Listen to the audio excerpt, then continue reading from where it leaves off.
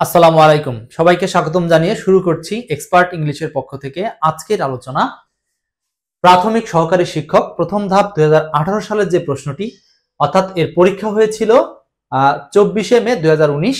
এই কোশ্চেনটি আজকে আপনাদের সাথে সমাধান করব ইংরেজি অংশের, এবং আজকে দেখব বিশ্লেষণ, দেখব সাজেশন এবং দেখব বিভিন্ন টিপস। তো আমরা কোশ্চেন সলভ করতে করতে জিনিসগুলো দেখব। এর আগে বলে রাখি, যেহেতু ক্লাসটি হচ্ছে ফ্রি উন্মুক্ত ক্লাস, এই জন্য ক্লাসটা সবাই একটু শেয়ার করে রাখবেন। তো চলুন শুরু করি আজকের আলোচনার প্রথম প্রশ্ন। 1 number, choose the word with correct spelling. এখানে কোন শব্দটা রয়েছে যেটার স্পেলিং সঠিক? সো আপনাদের কাজ হবে প্রথমে প্রশ্নটা উত্তর করা চেষ্টা করবেন, তারপর আমি আপনাদেরকে আবার এটা ব্যাখ্যা করে দেব।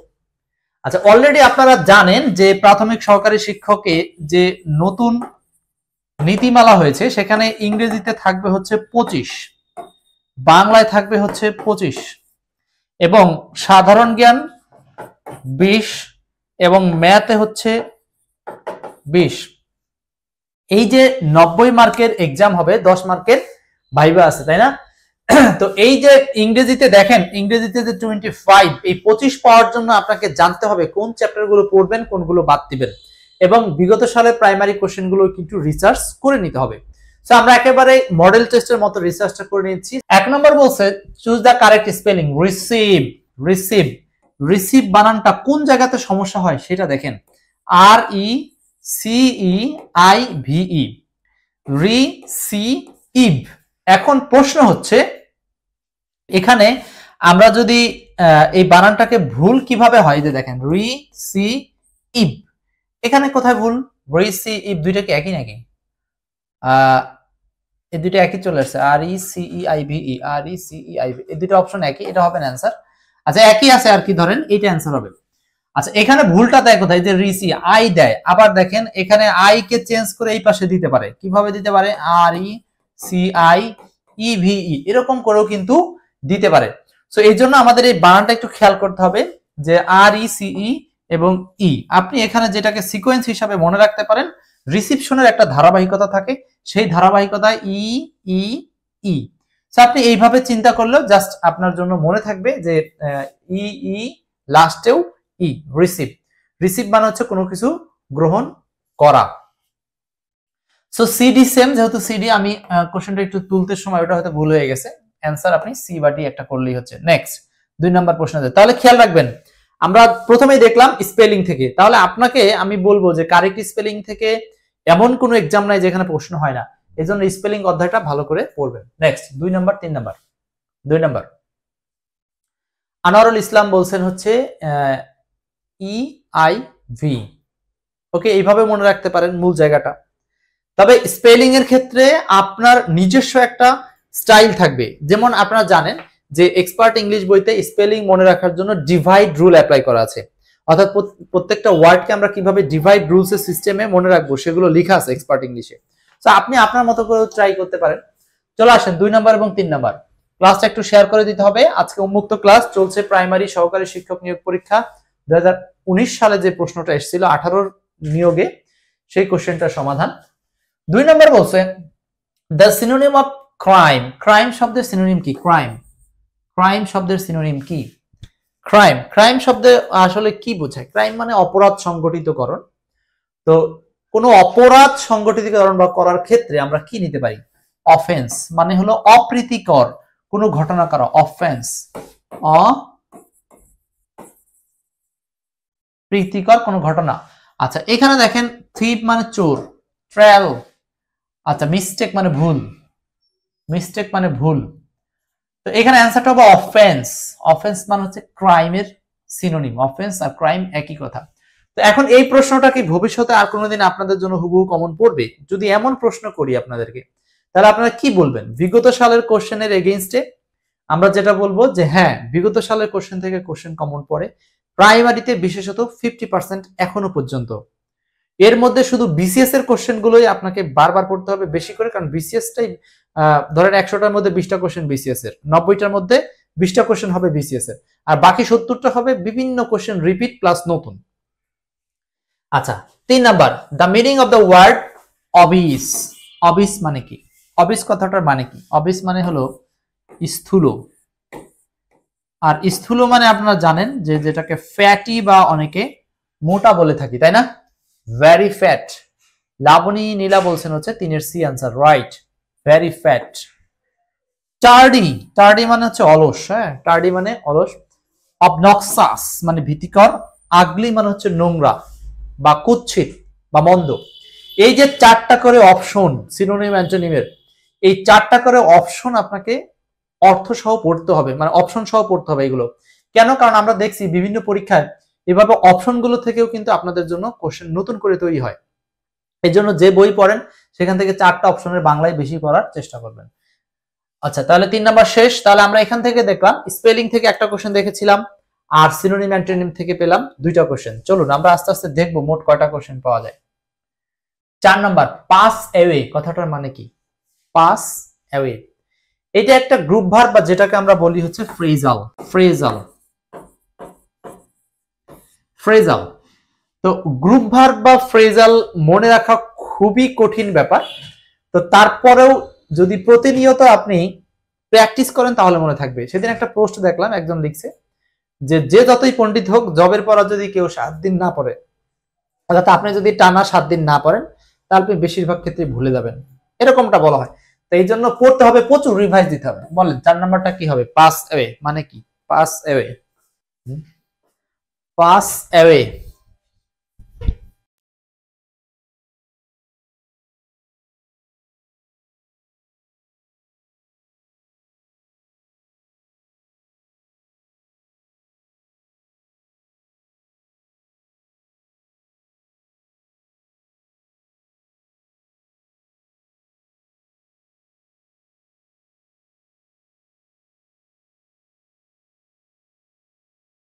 আচ্ছা, মিউট হয়ে গেছে। পরে 5 নাম্বারটা বলেন। 5 নাম্বার বলছে English dash across the world. এখানে এই যে অ্যাক্রস, এটার বাংলা হচ্ছে ব্যাপী বা বিস্তরণ বোঝাতে, অর্থাৎ সামগ্রিক ভাবে বোঝাতে। তো এটা অ্যান্সার হবে ইজ স্পোকেন। এটা প্যাসিভ মুড হবে। কেন? কারণ সারা বিশ্বব্যাপী ইংরেজিতে কথা বলা হয় বা ইংরেজিতে ইংরেজি বলা হয়। তো এখানে প্যাসিভ মুড বোঝাতে আমরা জানি এম ইজ আর, এগুলোর পরে ভার্বের 3 নাম্বার রাখতে, এটা হলো প্যাসিভ মুড। আর এটা হচ্ছে অ্যাক্টিভ মুড, মানে কর্তা নিজেই কথাটা বলার কথা ছিল, বাট কর্তা তো নিজে কথা বলবে না, কারণ এটা ইংলিশ হচ্ছে অ্যাক্টিভ কোনো কর্তা নয়, ডুয়ার নয়। ইজ স্পিকিং, এটাও অ্যাক্টিভ সেন্টেন্স আছে। স্পিক্স, এটাও অ্যাক্টিভ আছে। তো এই প্রশ্নটা মূলত ফিল ইন দা ব্ল্যাঙ্ক, একটা চ্যাপ্টার আছে, আপনি এটা পড়বেন। Fill in the blank, fill in the blank, এই শূন্যস্থান পূরণ একটা চ্যাপ্টার আছে। আবার এইটাকে অনেকেই বলে যে এটা হচ্ছে সাবজেক্ট ভার্ব এগ্রিমেন্ট থেকে আসছে। হ্যাঁ, দুই ভাবে এই জিনিসটাকে বলা যায়। তো ফিল ইন দা গ্যাপ বা ফিল ইন দা ব্ল্যাঙ্ক, এই চ্যাপ্টার একটা ছোট্ট একটা অধ্যায় এইটা আলোচনা পাবেন বইয়ের মধ্যে। তো সেখান থেকে আপনারা দেখবেন যে এই জাতীয় প্রশ্ন এটা অ্যাক্টিভ প্যাসিভ মুডেও কিন্তু আলোচনা করা যায়, যে এটা অ্যাক্টিভ ভয়েস প্যাসিভ ভয়েস যদি বুঝেন তাহলে বলতে পারবেন। তো সাবজেক্টটা ধরতে হবে। ইংলিশ যেহেতু মানুষের অন্যের দ্বারা বলা হয়, যে জিনিসটা এখানে বলা ছিল বাই পিপুল, জাস্ট এই অবজেক্টটা এখানে উজ্জ আছে। সেরকম হাজার সেন্টেন্স পাবেন যেখানে দেখবেন যে অবজেক্ট উজ্জ থাকবে, তখন আপনাকে বুঝে নিতে হবে যে এটা কিভাবে অ্যাক্টিভ না প্যাসিভ হবে, অ্যাক্টিভ না প্যাসিভ। ওকে, নেক্সট। তাহলে আমরা বলতে পারি এটা হচ্ছে ভয়েস চেঞ্জের একটা কোশ্চেন। আমরা প্রাইমারির জন্য ভয়েস চেঞ্জ চ্যাপ্টারটাকেও পড়বো। তো আমরা কিন্তু আজকে মূলত আলোচনা করছি প্রাইমারি পরীক্ষার জন্য আপনি কোন কোন চ্যাপ্টারগুলো পড়বেন তার গুরুত্ব বোঝার জন্য। ওকে, নেক্সট 6 নাম্বার। ক্লাসটা শেয়ার করব যেহেতু ফ্রি ক্লাস। লামিয়া আক্তার রয়েছেন আমাদের সাথে, এরপর সিনথিয়া ইসলাম সুরভি আছেন, ওয়ালাইকুম আসসালাম। ক্লাস শেয়ার করে দেব, সবাই যার যার মতো করে একটু মেনশন করে দিতে পারেন। 6 number, singular form of data. এই ডেটা শব্দের সিঙ্গুলার কি? Singular form of data, singular form of data খুবই সহজ। আপনারা জানেন যে ল্যাটিন শব্দগুলোর সিঙ্গুলার প্লুরাল করার জন্য একটা রুলস আছে, যে কোনো শব্দের শেষে যদি ইউএম থাকে তাহলে সেটা সিঙ্গুলার, এবং সেখান থেকে যদি এ লিখি তাহলে সেটা হয়ে যায় প্লুরাল। তো এই রুলসটা খুবই গুরুত্বপূর্ণ। এখানে শুধু উদাহরণটা মুখ্য নয়, আপনাকে রুলসটা জানতে হবে। তো এই রুলসটা আপনি এরকম কিছু উদাহরণ আপনারা লিখেন, তো দেখি আপনাদের সাথে শেয়ার করে আলোচনা করি।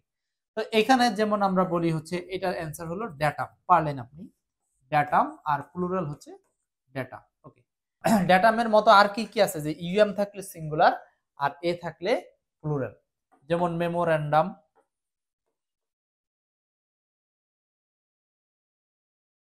মেমোরেন্ডা,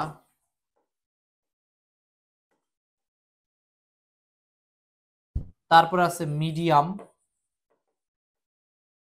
এখান থেকে হবে হচ্ছে মিডিয়া। এরকম আর কি কি আছে?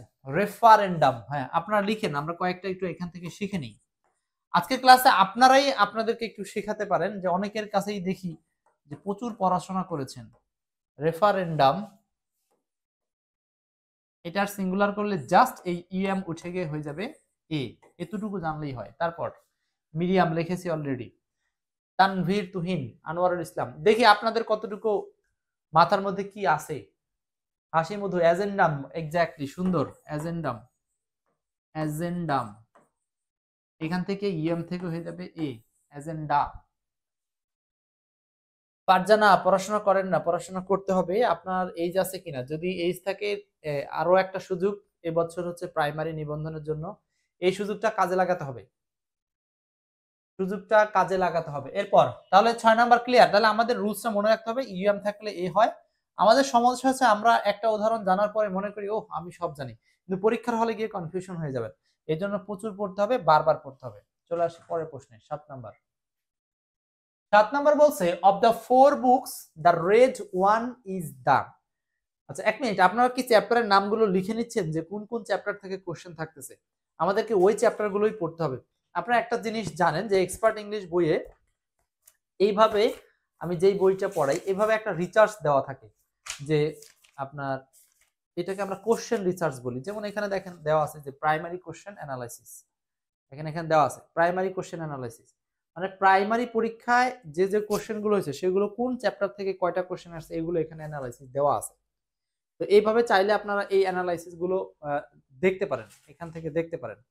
তো প্রাইমারি অ্যানালাইসিসটা জানা থাকলে আপনি বুঝবেন কি পড়বেন আর কি বাদ দিবেন। ঠিক আছে, কারিকুলাম, ঠিক আছে, নাজিমউদ্দিন, সিনথিয়া, ডিকটাম, অ্যাডেন্ডাম, অ্যাডেন্ডাম। সাতের কি হবে? 7 of the 4 books the red one is the, of the 4 books the red one is the, of the 4 books the red one is the. চারটা বইয়ের মধ্যে লালটি কি? এখন এটা আসছে কোন অধ্যায় থেকে? আমি যদি একটু ভালো করে বলি, রুলসটাই বাকি। এটা আমরা পাবো হচ্ছে ডিগ্রি অধ্যায়, যখন আপনাদের সাথে পেইড বেসে আলোচনা হবে। প্রাইমারি শিক্ষক নিয়োগ ব্যাচ শুরু হয়েছে, আপনারা জানেন যে আমাদের প্রাইমারির জন্য আলাদা করে স্পেশাল ব্যাচ শুরু হচ্ছে। তো যারা ওই ব্যাচে ভর্তি হতে চান আমাদেরকে জানাবেন, ইনশাল্লাহ আমরা আপনাদেরকে অ্যাড করে নেব। এই নাম্বারে যোগাযোগ করবেন, হোয়াটসঅ্যাপে নক দিলেই হবে। এই নাম্বারে জাস্ট অফারে 330 টাকা পাঠিয়ে জানা দিবেন, আমরা প্রাইমারি গ্রুপে জয়েন করে নেব। আচ্ছা এই প্রশ্নটা আসছে ডিগ্রি থেকে। নিয়মটা হচ্ছে অফ প্লাস, অফের পরে যদি আপনি কখনো 2 এর অধিক কোনো কিছু পান, মানে 2 প্লাস।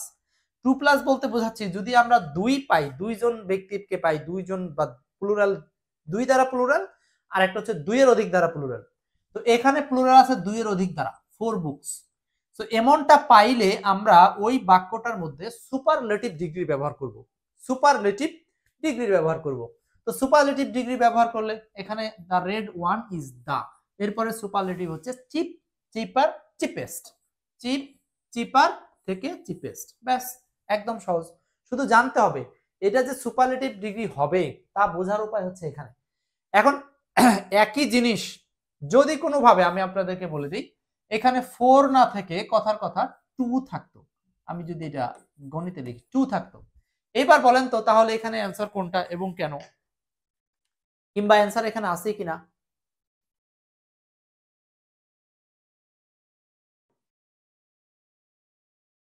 সাত number,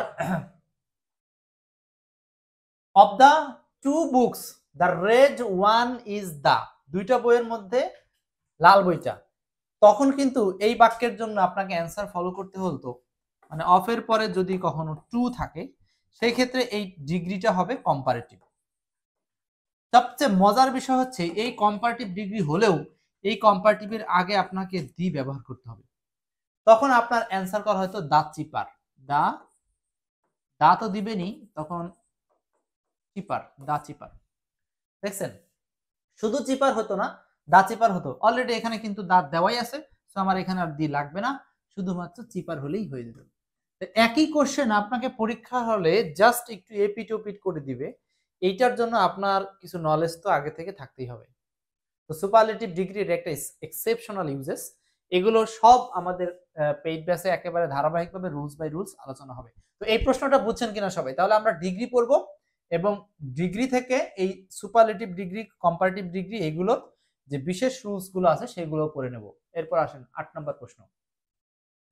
the passive form of I know him, আমি তাকে চিনি, এটার প্যাসিভ ফর্ম কি হবে? অপ টু, চিপার রাইট, দা বসবে কিন্তু কম্পারেটিভ হবে, আনোয়ারুল ইসলাম। হ্যাঁ, কেন দা বসবে, কেন কম্পারেটিভ হবে, এগুলো নিয়েও আমরা কিন্তু সরাসরি বেসিক ক্লাসে কথা বলেছি। 8 number, the passive form of I know him, আমি তাকে চিনি, এটার প্যাসিভ ফর্ম কি? আই নো হিম, আমি তাকে চিনি। হ্যাঁ, মানে আমার মনে হয় না এর চেয়ে সহজ কোনো প্যাসিভ ভয়েস আছে। এটা ছোটবেলা থেকে করতে করতে অনেকের মুখস্থ হয়ে গেছে। তো ভয়েস থেকে কিন্তু আমরা দুইটা কোশ্চেন দেখলাম।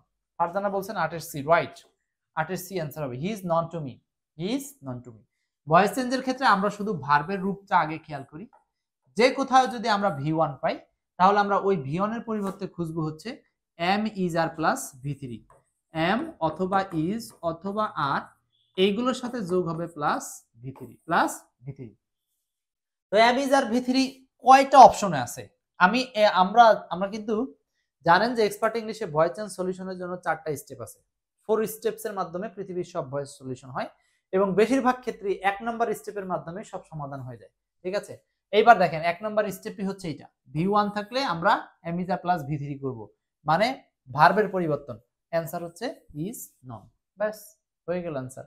তাহলে আমাদেরকে ভয়েস চেঞ্জ চ্যাপ্টারটা পড়তে হবে। Next 9 number, the opposite word of delete. Delete শব্দের অপোজিট কি? দেখেন সিনোনিম অ্যান্টোনিম থেকে এর আগে 2টা প্রশ্ন ছিল, এই আরেকটা প্রশ্ন, 3টা প্রশ্ন। তাহলে আপনি যে চাকরির পরীক্ষায় দেন না কেন, সিনোনিম অ্যান্টোনিম আপনাকে জেনে যেতেই হবে পরীক্ষা হলে। সিনোনিম অ্যান্টোনিম না জানলে আপনি পরীক্ষার হলে গিয়ে লাভ নাই। 9 number, the opposite of the word delete. Delete শব্দের অপোজিট কি? ডিলিট শব্দের অপোজিট হচ্ছে, ডিলিট মানে কোনো কিছু বাদ দেওয়া, বাতিল করা, কেটে ফেলা।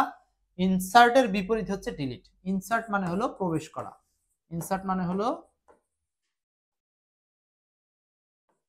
প্রবেশ করা, ইনসার্ট মানে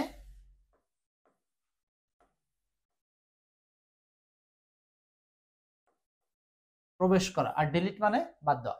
ট্র্যাপ কথাটার মানে হলো ফাঁদ, ডিলে মানে হচ্ছে দেরি করা, আর ইনজুর মানে হচ্ছে আঘাতপ্রাপ্ত হওয়া। ওকে, 9 নাম্বার শেষ। এরপর আসেন চলেরটায় 10। The feminine form of the word author. Feminine, feminine, feminine, feminine, feminine, feminine, এই শব্দ। আচ্ছা, এখানে অথর শব্দের ফেমিনিন, ফেমিনিন চা হচ্ছে, দেখেন ফেমিনিন। অথর শব্দের স্ত্রীবাচক শব্দ হচ্ছে এই যে ও আর থাকলে এটাকে আমরা ই ডাবল এস যোগ করব, সোজা কথা আর ই ডাবল এস। হ্যাঁ, এই যে অ্যাক্টর থেকে যেমন আছে অ্যাক্ট্রিস, অ্যাক্টর থেকে অ্যাক্ট্রিস, অ্যাক্ট্রিস। ফাতেমা বলছেন হচ্ছে ডি নাম্বার অ্যান্সার হবে, রাইট। আমি একটু ক্লাসটা শেয়ার করতে পারি, যেহেতু উন্মুক্ত ক্লাস, এটা আপনার সবার জন্য উন্মুক্ত। এবং আসন্ন প্রাইমারি পরীক্ষায় এই কোশ্চেন রিসার্চ গুলো খুব জরুরি, কারণ এই প্রশ্নগুলো রিসার্চ করে আপনি পরীক্ষার হলে যেতে পারলে আপনার জন্য এবছর যেমন ইংরেজিতে 25 মার্কস কোশ্চেন হবে, তো 25টা কোশ্চেনের মধ্যে আপনি অধিকাংশই কমন পাবেন। আর প্রাইমারি কোর্সে আপনারা জানেন যে এর আগেও যে আমরা যে প্রাইমারি কোর্স করছি, সকল প্রাইমারি কোর্সগুলোতে দেখা গেছে 20-এর মধ্যে অনেকেই 18-19 পর্যন্ত পেয়েছেন। তো 10 নাম্বার অ্যান্সার হবে অথর থেকে অথরিস। তো আপনারা এই রুলসটা পড়বেন যে কোনো শব্দের শেষে যদি ওয়ার্ড থাকে তাহলে এটা ওয়ার এর সাথে ই ডাবল এর যোগ হবে। তো একইভাবে অ্যাক্টর থেকে অ্যাক্ট্রেস, হ্যাঁ, অ্যাক্টর থেকে অ্যাক্ট্রেস হয়। এরপর 10-এর পরে চলে যাবে পরেরটা। তাহলে আমরা এইটা কোন চ্যাপ্টারের অধীনে? চ্যাপ্টারগুলো খেয়াল রাখেন। আজকের ক্লাসে কিন্তু মূল একটা বিষয় হচ্ছে আপনি অধ্যায়গুলো রিসার্চ করে বের করতেছেন কি পড়বেন। হ্যাঁ, এটা হচ্ছে জেন্ডার। তাহলে জেন্ডার চ্যাপ্টারটা যার কাছে যে বই আছে দাগাই নেন, জেন্ডার চ্যাপ্টারটা পড়বেন। 11 number, the antonym of insipid. Insipid শব্দের অ্যান্টোনিম কি? এক্সাইটিং, মজাদার, রাইট। ইনসিপিড কথাটার মানে কি তাহলে? ইনসিপিড কথাটার মানে হলো নিরস। ইনসিপিড কথাটার মানে হলো নিরস বা স্বাদহীন। নিরস বা স্বাদহীন মানে যেটাতে কোনো আনন্দ নাই, আনন্দলেস যেটা, সেটাকে বলা হচ্ছে ইনসিপিড। সো এটা হবে এক্সাইটিং। এক্সাইটিং এক্সাইটিং হলো এটার বিপরীত, মানে আনন্দ, উল্লাসজনক বা মজাদার, সেই অর্থে ব্যবহার করা হচ্ছে। কোল্ড হচ্ছে ঠান্ডা, ডাল হচ্ছে বোকা বা নির্বোধ, ওই ইনসিপিডের মতোই বলা যায় এটাকে, ইনসিপিডের সিনোনিম বলা যায় এগুলোকে।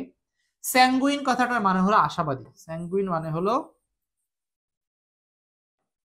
আশাবাদী। স্যাঙ্গুইন মানে আশাবাদী। স্যাঙ্গুইন কথাটার মানে কি? আশাবাদী। এই স্যাঙ্গুইন শব্দটা বহুবার বিভিন্ন পরীক্ষাতে এসেছে, এই জন্য আমাদেরকে বিগত সালের কোশ্চেনগুলো রিসার্চ করতে হবে এবং করে পড়তে হবে। নেক্সট, এই গেল 11টা প্রশ্ন। 12 নম্বর চলছে প্রাথমিক সহকারী শিক্ষক নিয়োগ পরীক্ষার প্রশ্ন।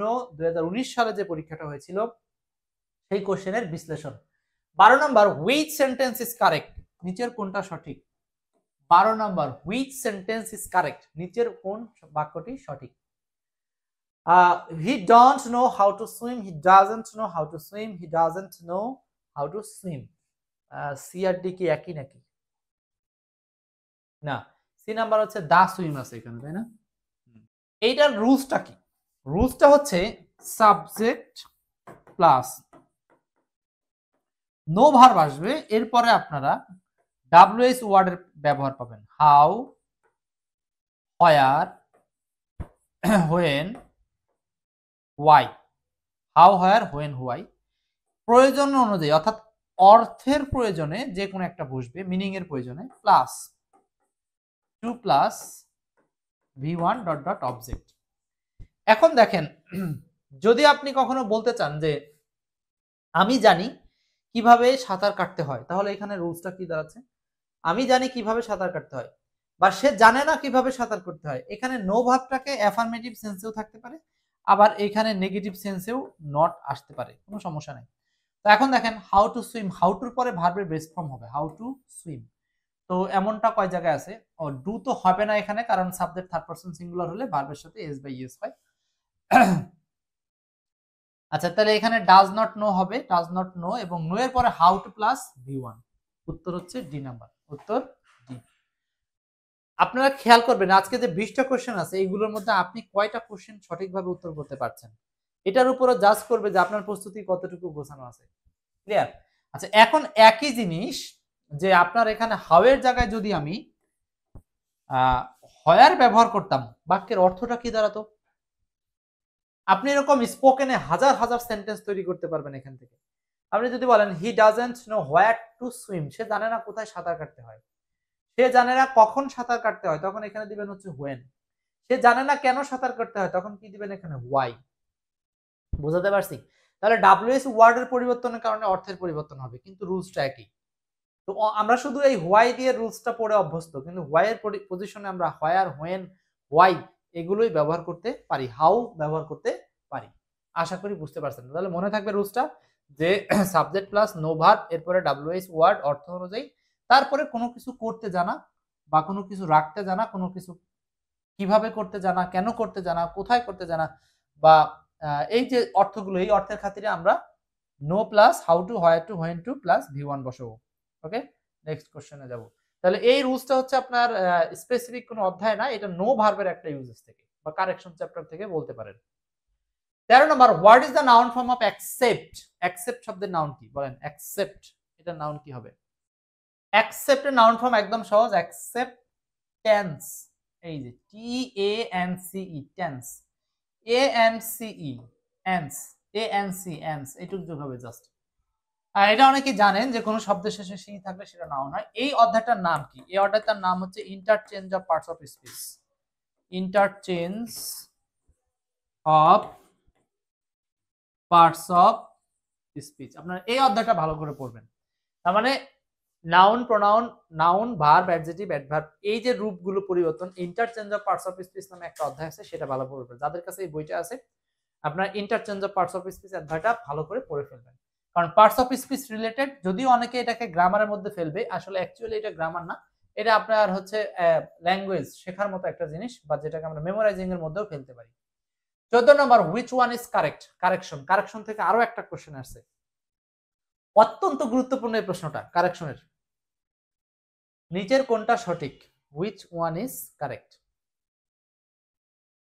ওয়ান অফ এর রুলসটা আমরা জানি না এমন কেউ নাই, কিন্তু এই রুলসে কারণটা অনেকে বুঝি না।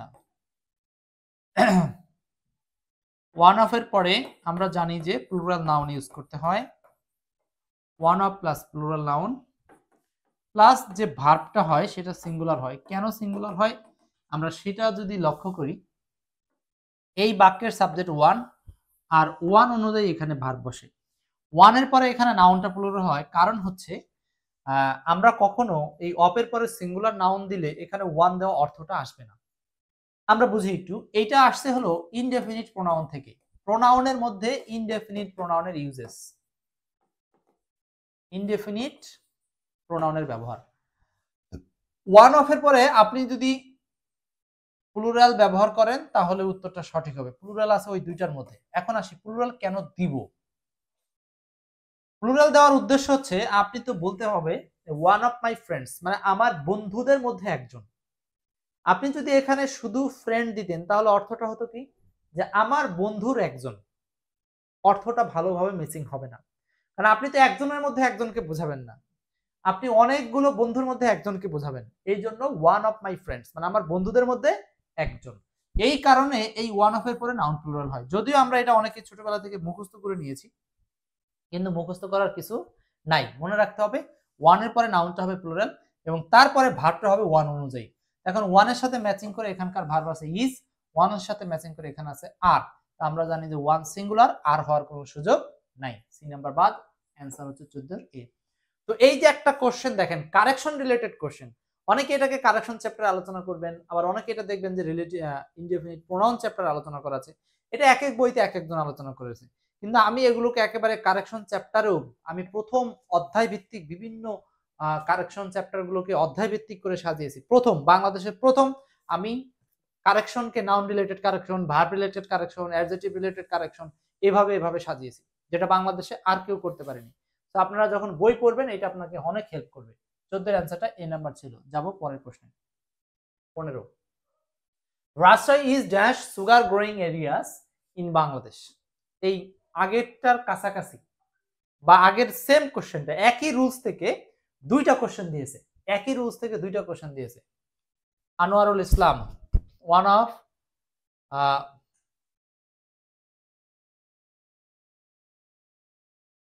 আয়দার, নেদার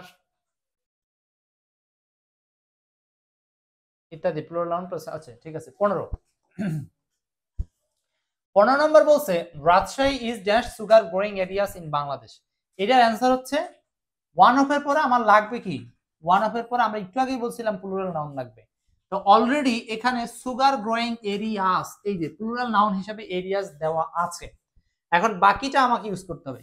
বাকিটা যদি খেয়াল করি, এটা সুপারলেটিভের ইউজেস দিয়েছে। ওয়ান অফ এর পরে সুপারলেটিভ ডিগ্রি ইউজ, দা লার্জার কম্পারেটিভ হবে না। ওয়ান অফ এর পরে লার্জের সুপারলেটিভ দিয়েছে, কিন্তু এখানে আর্টিকেল দি ব্যবহার করে নাই, হবে না। ওয়ান অফ এর পরে দিও দিয়েছে এবং সুপারলেটিভও ব্যবহার করেছে, এবং একই সাথে one of the largest sugar growing areas. দেখেন এইবার ম্যাচিং আছে, অ্যান্সার হচ্ছে সি নাম্বার। যাদের একটু পড়াশোনা আছে, আমাদের সাথে এক্সপার্টের ফ্রি ক্লাসগুলো করা আছে, নিজে থেকে পড়ছেন, এগুলো আসলে আপনাদের কাছে কঠিন হওয়ার কোনো কথা না। ওকে, তো 15 অ্যান্সারটা হচ্ছে সি নাম্বার। চলুন যাচ্ছি পরের প্রশ্নে। 16, there is dash milk in the glass. There is dash milk in the glass. এই কোশ্চেনটা আসছে হলো ডিটারমিনার চ্যাপ্টার থেকে। দেখেন আমি কিন্তু সবগুলো অধ্যায় রিসার্চ করে আপনাদেরকে বের করে দিলাম। সো কোন কোন চ্যাপ্টার পড়বেন সাজেশন কিন্তু অলরেডি ক্রিয়েট হয়ে গেছে, সাজেশন ক্রিয়েট হয়ে গেল। আমিরুল ইসলাম বলেন দেয়ার ইজ ড্যাশ মিল্ক।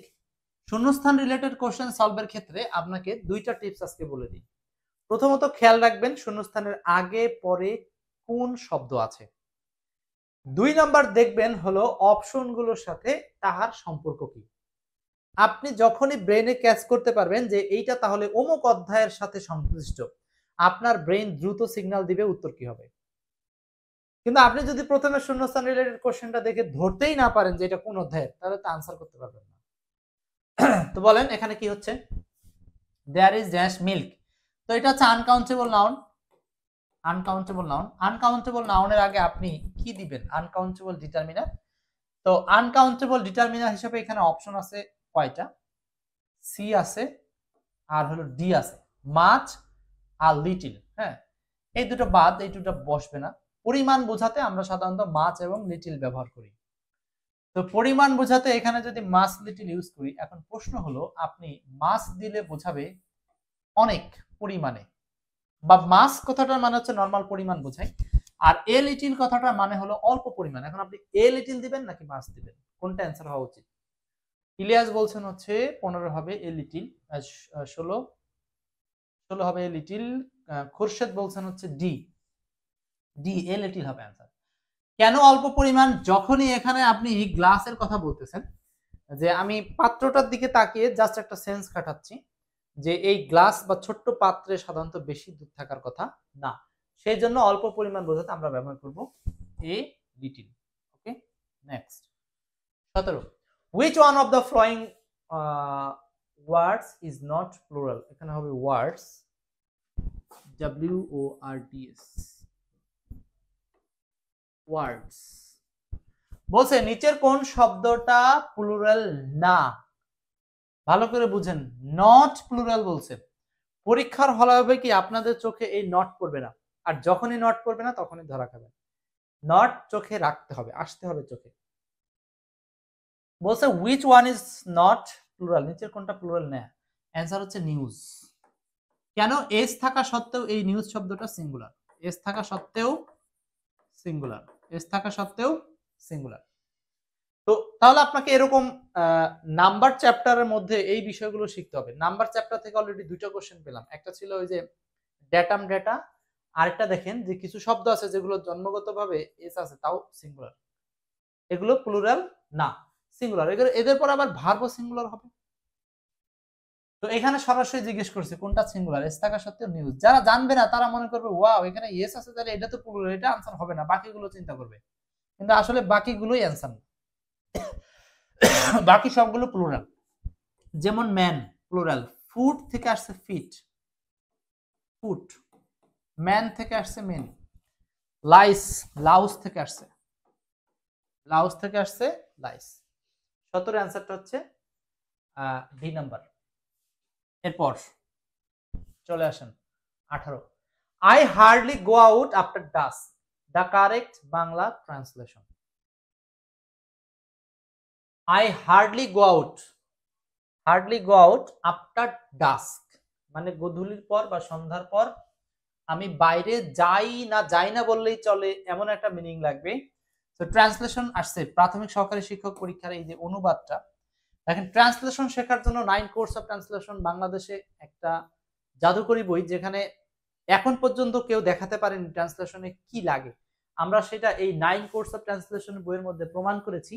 পৃথিবীর যত সেন্টেন্স আছে জাস্ট আপনি 9টা কোড অ্যাপ্লাই করলে সকল সেন্টেন্সকে ছোট বড় কঠিন সহজ ওই 9 কোডের মধ্যেই উত্তর করতে পারবেন। এই ম্যাজিক রুলসটা আমরা 9 কোড অফ ট্রান্সলেশন বইতে দেখিয়েছি। যাদের কাছে বইটা নাই তারা সংগ্রহ করে নিয়েন, রকমারি থেকে অথবা অন্য ওয়েবসাইটগুলো থেকেও পাবেন। তো এখানে বলছে I hardly go out after dusk, আমি সন্ধ্যার পরে বাইরে যাই না বললেই চলে। এটাকে অ্যান্সার করব কি দিয়ে? এটা অ্যান্সার হচ্ছে বি নাম্বার। আমি সন্ধ্যার পরে কদাচিৎ বাইরে যাই, এই কদাচিৎ মানে বাইরে যাই না বললেই চলে।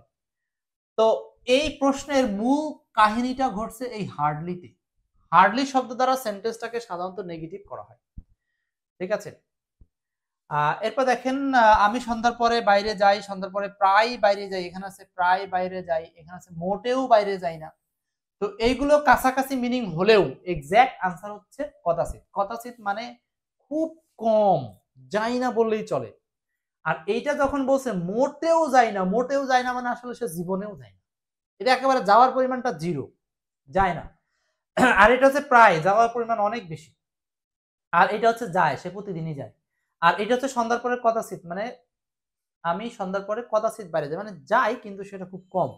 এটাকেই বলা হচ্ছে ট্রান্সলেশনের, এই যে ট্রান্সলেশনটা করলাম ইংলিশ বাংলা, এটা জাস্ট গ্রামারের অ্যাডভার্ব চ্যাপ্টার থেকে দেওয়া হয়েছে। তাহলে ট্রান্সলেশনের ক্ষেত্রেও আপনাকে এই অ্যাডভার্ব চ্যাপ্টারে hardly, barely, rarely, scarcely, seldom, hardly, barely, rarely, scarcely, seldom এই শব্দগুলোর ইউজেস জানতে হবে। ক্লিয়ার? আশা করি ট্রান্সলেশন গুলো আপনারা পড়বেন। চলে আসেন পরের প্রশ্নে 19। ডেসিডাস মানে কি? ডেসিডাস ট্রিজ আর ট্রিজ দোজ, ওই সমস্ত কাজ যেগুলো। আচ্ছা 19 নাম্বার, এটা বলছে হচ্ছে 4 নাম্বার আনসার কিভাবে? লস দ্য লিভস অ্যানুয়ালি, মানে বাৎসরিকভাবে বা প্রতি বছরে একবার যে গাছের পাতাগুলো ঝরে পড়ে সেই গাছগুলোকে বলা হয় হচ্ছে ডেসিডিয়াস। মানে হচ্ছে আপনার এটাকে কি বলা হয়? পত্র ঝরা গাছ। তার মানে হচ্ছে বাৎসরিকভাবে পত্র ঝরে, বছরে একবার পাতা ঝরে যায়, এই ধরনের গাছগুলোকে বলা হয় হচ্ছে ডেসিডাস। এরপর আজকের আলোচনা প্রায় শেষ। প্রাইমারি পরীক্ষার প্রশ্ন, আরেকটা প্রশ্ন এই 20 নাম্বার দিয়ে আমাদের আলোচনা শেষ করব। কারণ আমরা জানি যে এতদিন কিন্তু প্রাইমারি সহকারী শিক্ষক পরীক্ষায় মাত্র 20টা কোশ্চেন ছিল, আর মাইন্ডেড এবার কিন্তু অলরেডি অ্যানাউন্স চলে আসছে যে প্রাইমারি পরীক্ষা এখন থেকে ইংরেজি হবে 25 মার্কের, বাংলা হবে 25 মার্কের, সাধারণ জ্ঞান হবে 20 মার্কের এবং ম্যাথ হবে 20 মার্কের। তো মোট 90 মার্কসের পরীক্ষা হবে এবং 10 মার্কস থাকবে ভাইবার জন্য। তো 20 নাম্বার কি হবে? 20 নাম্বার বলছে she was blessed dash a son. She was blessed dash a son, এটা আনসার হবে ব্লেসড এর সাথে with. Blessed with, he was blessed with a son, এর বাংলা কি? মানে সে পুত্র সন্তানের বাবা হয়েছে, পুত্র সন্তানের বাবা হয়েছে। এই ফ্রেজটা আপনাদের জীবনে মানে এই সেন্টেন্সটা জীবনে একবার না একবার পোস্ট করতে হবে ফেসবুকে, যাদের বাচ্চা কাচ্চা হবে আর কি। এই যে ফারজানা কয়দিন পরে এটা পোস্ট করবে। এই দেখেন, হি ওয়াজ ব্লেসড, এই যে শি ওয়াজ, এখানে যদি শি এর জায়গায় এরকম করে লিখে দেন,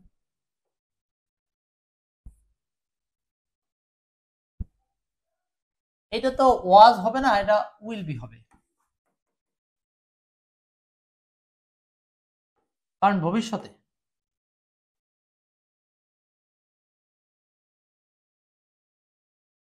এখানে কি দিবেন অ্যান্সার বলেন?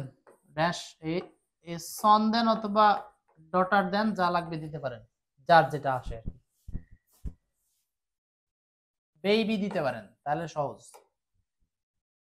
ব্লেসড উইথ আমিরুল ইসলাম, ফেসবুকে সবাই এরকম একটা করে পোস্ট করেন, মাঝে মধ্যেই করেন, যারা বাবা হয়েছেন, যারা সন্তানের জনক হয়েছেন।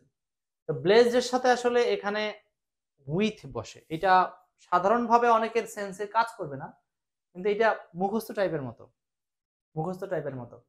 তো এই ছিল হচ্ছে আপনাদের সাথে আলোচনা আজকের মতো প্রাইমারি পরীক্ষায় আসা বিগত সালের কোশ্চেনগুলো নিয়ে কথা বললাম, এবং আমরা যে যে চ্যাপ্টারগুলোর কথা বললাম এই চ্যাপ্টারগুলোই আপনারা যদি পড়েন, এরকম আরো 2-3টা কোশ্চেনের বিশ্লেষণ যদি দেখেন আপনারা ইউটিউবে, তাহলে ওই বিশ্লেষণ থেকে বুঝবেন যে কয়টা অধ্যায় আসলে প্রাইমারির জন্য পড়া দরকার। বড় জোর 20টা চ্যাপ্টার,